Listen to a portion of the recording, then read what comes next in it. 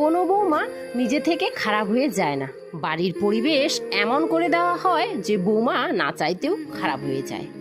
সবসময় বৌমার ভুল খোঁজা, পাড়া প্রতিবেশীর কাছে বৌমার নিন্দে করা, সবসময় নিজের বৌমার তুলনা অন্যের বৌমার সাথে করা, বৌমার চুগলি নিজের বিবাহিত মেয়ের কাছে করা, বারবার তার বাপের বাড়ি নিয়ে কটূক্তি করা, এত সব করার পরেও আপনি চান যে আপনার বৌমা আপনাকে সম্মান করবে, আপনাকে আপন মনে করবে, আপনার সাথে মিষ্টি মিষ্টি কথা বলবে।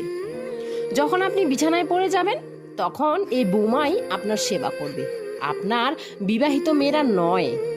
বুড়ো বয়সে বৌমাই আপনার কাছে আসবে।